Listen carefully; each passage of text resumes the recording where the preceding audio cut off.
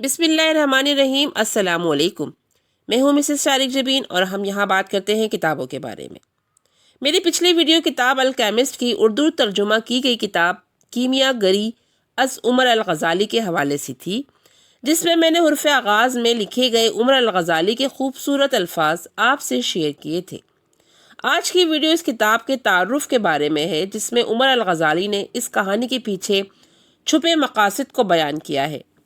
اور یا مقبول اس بارے میں کہتے ہیں، بلا شبہ پاولو کوئلو کا طرز بیان اور تحریر کی جامعیت اور کہانی کا پلاٹ اپنی جگہ، مگر برادرم عمر الغزالی نے کتاب کا تعارف اور پھر آخر میں اہم نکات کو ذہن نشین کرانے کے لیے جو سوال نامہ مرتب کیا ہے وہ اس کتاب کی اہمیت کو بڑھا دیتا ہے۔ اور یا مقبول جان، لاہور۔ تعارف۔ پاولو کوئلو نے ہر انسان کی زندگی میں پیش آنے والے درج ذیل 5 انتہائی اہم امور کو بہت ہی دلچسپ کہانی کے انداز میں پیش کیا ہے۔ نمبر 1، مقصد کا تعین اور اس کے حصول کی جد و جہد انسان کو جانوروں سے ممتاز کرتی ہے۔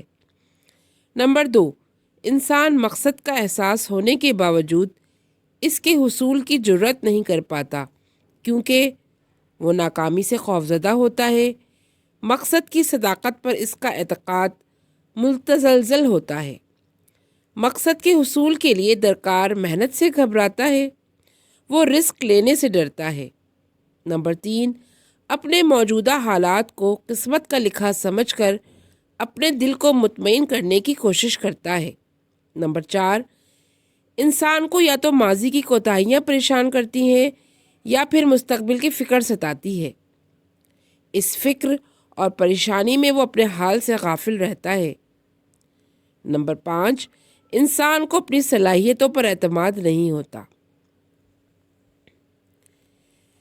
مغربی معاشرے میں ایک فرد کی انفرادی اور ازدواجی زندگی جتنی بھی افراتفری کا شکار ہو، ہمارے مطابق ان کی معاشرتی زندگی کی کامیابی ہمیں بہت کچھ سوچنے کی دعوت دیتی ہے۔ ان کی کامیاب معاشرتی اور سماجی زندگی کی بنیاد بھی اسلام کے لازوال اصولوں پر عمل ہے۔ ہمارے لیے لمحہ فکریہ یہ ہے کہ اہل مغرب اس پیغام پر ایمان تو نہیں لائے، مگر اس پر صدق دل سے عمل کر کے ایک پرسکون زندگی گزار رہے ہیں،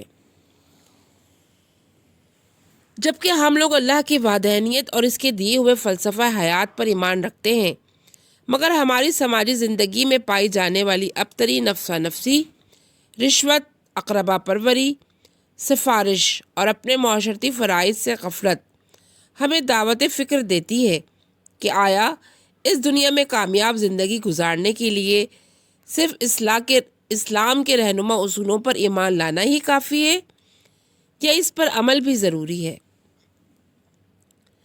ہمارے تمام مسائل کی اصل وجہ وہ نظام تعلیم ہے جو ایک سازش کے تحت برطانوی دور میں ترتیب دیا گیا تھا۔ مقصد تھا کہ نوجوان نسل اس کی پہچان، سوچنے سمجھنے کی صلاحیت اور اپنی عقل کو استعمال کرنے کی اہلیت چھین لی جائے، تاکہ وہ وفادار غلاموں کی طرح نہ صرف برطانوی اقتدار کو قبول کر لیں بلکہ اس کے لیے کل پرزوں کا کام بھی کریں۔ یہ اسی نظام تعلیم کا ہی کرشمہ تھا کہ صرف چند سو انگریز 200 سال تک کروڑوں لوگوں پر حکومت کرتے رہے۔ یہ تعلیم حاصل کرنے کے بعد ہماری نسلیں بے مقصدیت کا بدترین نمونہ پیش کرتی ہیں۔ اس نظام تعلیم سے تربیت پا کر تیار ہونے والی نسل کی تصویر کشی اکبر الہ آبادی ان الفاظ میں کرتے ہیں، لٹریچر کو چھوڑ، اپنی ہسٹری کو بھول جا، شیخ و مکتب سے ناتا ترک کر اسکول جا، 4 دن کی زندگی ہے کوفت سے کیا فائدہ، کھا ڈبل روٹی کلر کی کر خوشی سے پھول جا۔ نہ ہمیں منزل کا پتہ ہے اور نہ راستے کا علم۔ ہم یہ بھی بھول گئے کہ آج یورپ ترقی کے جس عروج پر ہمیں نظر آتا ہے، اس کی سیڑھی ہمارے آباء و اجداد نے ہی تعمیر کی تھی۔ اقبال ہماری نسل کو خواب غفلت سے جگاتے ہوئے کہتے ہیں، کبھی اے نوجواں مسلم تدبر بھی کیا تو نے، وہ کیا گردو تھا تو جس کا ہے ایک ٹوٹا ہوا تارا۔ انتہائی افسوس کا مقام ہے کہ ہم خواب خرگوش سے نکل کر اپنی اس گمشدہ میراث کو دوبارہ پانے کی جد و جہد کرنے کے بجائے بے عملی کا شکار ہیں۔ ہم اپنی شاندار تاریخ پر فخر تو کرتے ہیں مگر اس کو دوبارہ حاصل کرنے کی جد و جہد کرنے کی ہمت نہیں رکھتے۔ اقبال کہتے ہیں، تجھے آبا سے اپنی کوئی نسبت ہو نہیں سکتی کہ تو گفتار وہ کردار، تو ثابت وہ سیارہ۔ تھے تو آبا وہ تمہارے ہی، مگر تم کیا ہو، ہاتھ پر ہاتھ دھرے منتظر فردا ہو۔ ہم اپنے بارے میں شدید احساس کمتری کا شکار ہیں۔ ہمارے ہاں تیار ہونے والے گارمنٹس اور اسپورٹس کا سامان نک اور ایڈیڈیس کے لیبل کے ساتھ ہماری دکانوں پہ واپس آتے ہیں تو یہ ہمارے لیے کوالٹی کی ضمانت ہوتے ہیں اور کئی گنا مہنگے بکتے ہیں۔ بالکل اسی طرح مغرب سے نکلنے والا ہر نظریہ، چاہے اس کی اساس اس ابدی پیغام پر ہی کیوں نہ ہو جو رسول نبی کریم صلی اللہ علیہ وآلہ وسلم آج سے 1400 سال قبل لائے تھے، ہمارے لیے زیادہ قابل قبول ہو جاتا ہے۔ اگر ہم تب بھی ان باتوں پر عمل پیرا ہوں تو اس میں کوئی برائی نہیں۔ حضور پاک صلی اللہ علیہ وآلہ وسلم کا فرمان ہے کہ حکمت مومن کی گم شدہ میراث ہے، وہ اسے جہاں سے ملتی ہے وہ اسے حاصل کر لیتا ہے۔ مصنف اس کتاب میں ہر انسان کی زندگی میں پیش آنے والے 5 اہم امور کو بہت خوبصورتی کے ساتھ واضح کرتا ہے۔ مقصدیت، جن لوگوں کی زندگی کا کوئی مقصد نہیں ہوتا، ان کی مثال بھیڑوں کی سی ہے جن کی زندگی کا مطمع نظر صرف اور صرف چارے اور پانی کا حصول ہوتا ہے۔ دن اور رات کا آنا جانا، موسموں کا بدلنا یا پھر نئی چراگاہ میں آمد، غرض کسی بات سے انہیں کوئی سروکار نہیں ہوتا، حتیٰ کہ اگر چرواہا انہیں ایک ایک کر کے ذبح بھی کرنا شروع کر دے تو انہیں معلوم تک نہیں ہوگا۔ جبکہ ان انسانوں کی مثال جن کی زندگی کا کوئی مقصد ہوتا ہے ایک چرواہے کی سی ہے جو بھیڑیوں کے ریوڑ کو موسموں کی شدت اور بھیڑیوں کے خطرے سے محفوظ رکھتا ہے اور ان کی رہنمائی ہری بھری چراگاہوں کی طرف کرتا ہے۔ مقصد ہی انسان کو جانوروں سے ممتاز کرتا ہے۔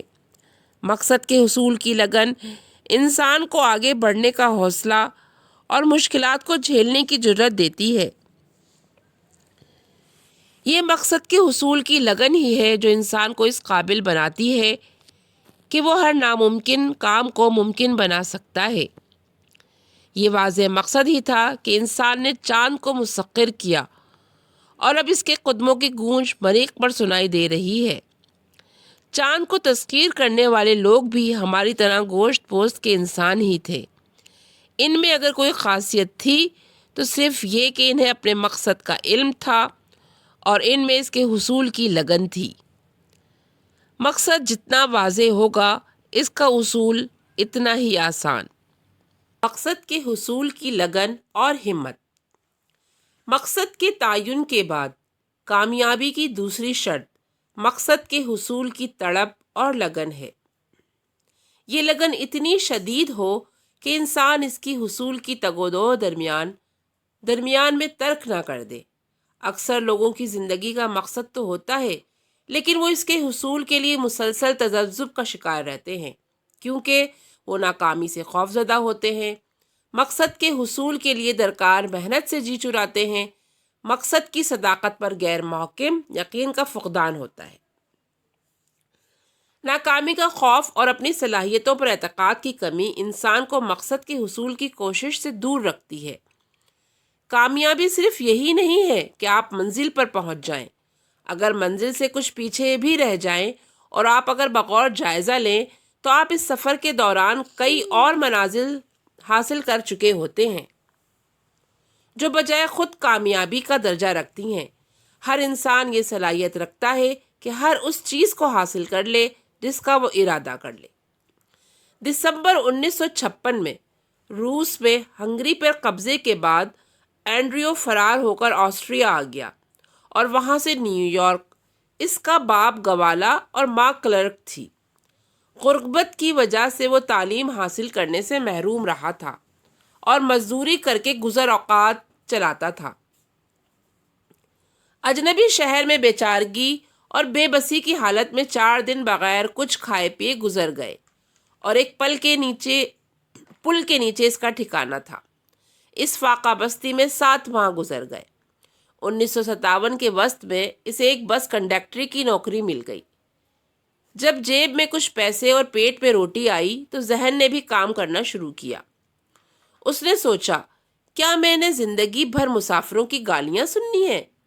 دل نے گواہی دی کہ زندگی محض روٹی اور پانی کی فکر سے کہیں بڑھ کر ہے۔ اس نے سوچا کہ کیا کیا جائے۔ جواب آیا کہ ترقی اور کامیابی کے راستے علم سے نکلتے ہیں۔ پھر سوچا کہ تعلیم کے لیے تو کافی رقم درکار تھی، جبکہ وہ مشکل سے پیٹ کا ایندھن پورا کر پاتا تھا۔ اس نے ارادہ کیا کہ وہ دن میں 1 بار کھانا کھائے گا اور ریل یا بس کے بجائے پیدل سفر کرے گا۔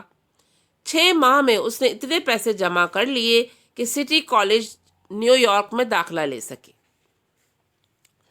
اینڈریو گروف کی انگریزی بہت ہی واجبی اور سائنس کا علم نہ ہونے کے برابر تھا، لیکن وہ پھر بھی پڑھائی میں ماڈرن سائنسز رکھنے پر مصر تھا۔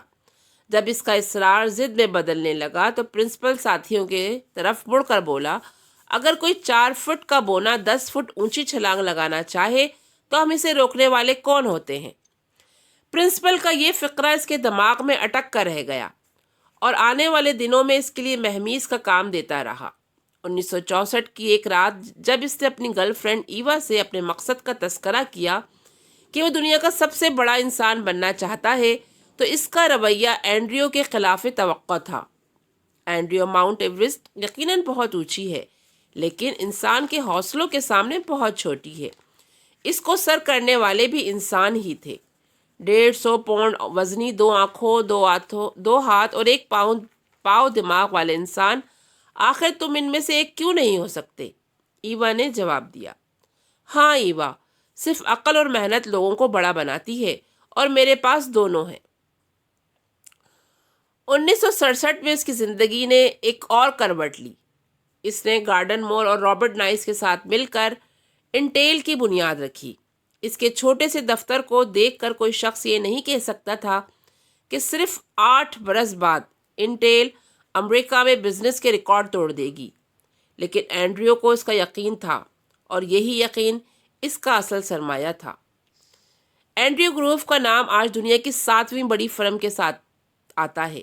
اس کمپنی کے اثاثے $50 بلین سے زیادہ ہیں۔ پاکستان کے کل بیرونی قرضے $32 بلین ہیں اور یہ ہر سال $5.1 بلین سے زیادہ کا منافع کماتی ہے۔ اینڈریو کے ذاتی اثاثے $300 ملین ہیں۔ 1997 میں اینڈریو کو مین آف دی ایئر قرار دیا گیا۔ ٹائم میگزین کی ٹیم نے انٹرویو کے دوران اس سے سوال کیا، کیا آپ دنیا کے بے روزگار لوگوں کو کوئی پیغام دینا چاہیں گے؟ اس نے ایک لمحے کے لیے آنکھیں بند کی، لمبا سانس لیا اور پھر صحافیوں سے مخاطب ہوا، میرے خیال میں دنیا میں کوئی بے روزگار نہیں۔ قدرت نے جسے عقل سے نوازا ہو، 2 ہاتھ دیے ہوں، آخر وہ بے روزگار کیسے ہو سکتا ہے؟ لیکن دنیا میں تو اس وقت بے روزگار لوگوں کی تعداد کروڑوں میں ہے، صحافی نے سوال کیا۔ آپ غالباً پست حوصلہ اور ہڈ حرام لوگوں کو بے روزگار کہہ رہے ہیں، اینڈریو نے جواب دیا۔ قرآن اس بات کو ان الفاظ میں بیان کرتا ہے، لیس للانسان الا ما سعی، انسان کے لیے کچھ نہیں سوائے اس کے جس کی اس نے کوشش کی۔ یا شاعر مشرق کے الفاظ میں، عمل سے زندگی بنتی ہے، جنت بھی جہنم بھی، یہ خاکی اپنی فطرت میں، نہ نوری ہے نہ ناری ہے۔ کچھ لوگوں کا خیال ہے کہ ہم کوشش تو کرتے ہیں مگر نتائج الٹے نکلتے ہیں۔ کامیابی آپ کا امتحان لیتی ہے، جو اس امتحان پر پورا اترتا ہے وہ کامیابی سے سرفراز ہوتا ہے۔ ایک چینی کہاوت ہے کہ رات کے تاریک ترین لمحات صبح سے تھوڑی دیر قبل آتے ہیں۔ ضرورت اس بات کی ہے کہ ہم اللہ پر یقین رکھیں، وہ ہمارے ساتھ ہے۔ حسبنا اللہ و نعم الوکیل، اللہ ہمارے لیے کافی ہے اور وہی بہترین رزق دینے والا ہے۔ وَإِذَا سَأَلَكَ عِبَادِي أَنِّي فَإِنِّي قَرِيبٌ، میرے بندے تم سے میرے متعلق سوال کریں تو انہیں بتا دو کہ میں ان سے بہت قریب ہوں۔ جب خدا ہمارے اتنا قریب اور ہمارے لیے کافی ہے تو پھر گھبرانا کیسا؟ اور پھر ناکامی کی وجوہات ڈھونڈنے کا انسان کی صلاحیتوں پر منفی اثر ہوتا ہے۔